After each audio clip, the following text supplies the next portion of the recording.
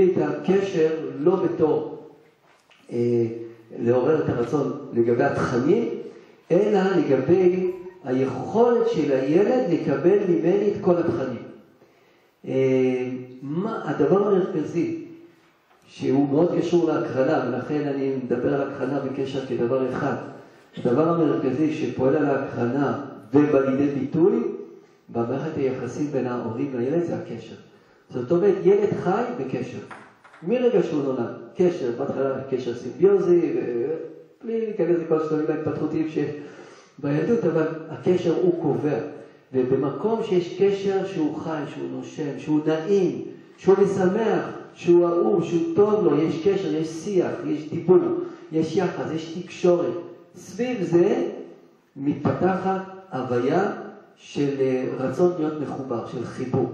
במקום שיש חיבור, אז גם ההכנה היא תפעל. זאת אומרת, במקום שאין קשר טוב, אז אני לא רק מתנגד לך, אבא. אני מתנגד לכל מה שאתה מייצג, לכל התכנים והערכים. למרות שיכול להיות שהערכים הם טובים. ואם הייתי פוגש את הדרך אבא, הייתי מחובר אליהם. אבל בגלל שאין בינינו קשר טוב, אז כל מה שאתה מייצג. לכן חשוב גם לתת את הדעת. איך אנחנו מפתחים שיח בתוך המשפחה שלנו, לאפשר את הקשר הזה. דבר הבא זה חוויות.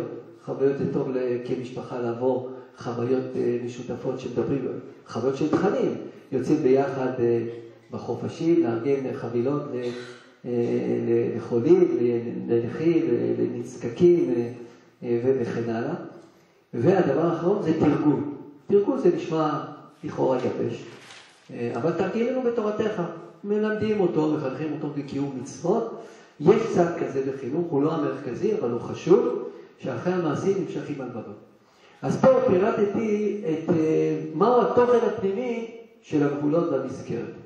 זאת אומרת, המסגרת, כמו שאמרנו, זה מסביב, הגבולות שתכף נדבר עליהן, אבל בתור זה, פה יש עיקר פעולת החינוך, שזה הקרנה דרך קשר, לימוד תורה, באופן משמעותי, חוויות ותרגול. אז עכשיו ניכנס לסוגיה של הגבולות.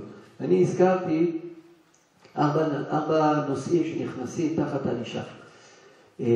הדבר הראשון והחשוב ביותר זו הסמכות.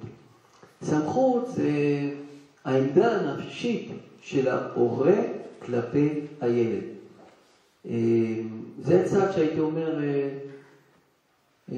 שהוא כולל בתוכו אהבה ויראה.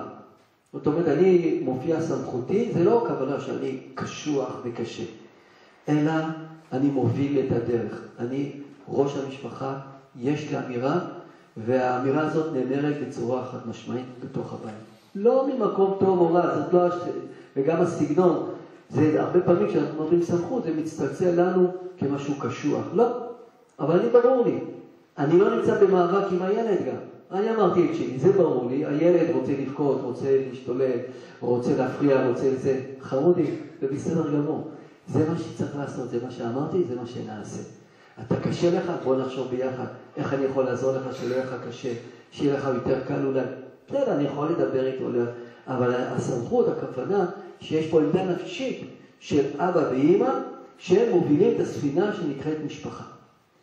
הגבולות הם כללי התנהגות או כלל התנהגות על מנת שיהיה נעים לחיות ביחד. זה גבול, אני לא נכנס כרגע לפירוט, אבל אנחנו אוכלים ארוחת ערב בשעה כזאת וכזאת, זה אצלנו גבול. או שלא הולכים לישון לפני שהם מתקלחים, אצלנו כל מיני כללים, כל אחד בבית שלו. אסור ללכת איתו לידיים, מי ששמים מגבת הזה, כי כל הטפטוף בדרך מסמנים את הזרמי החיים בתוך הבית.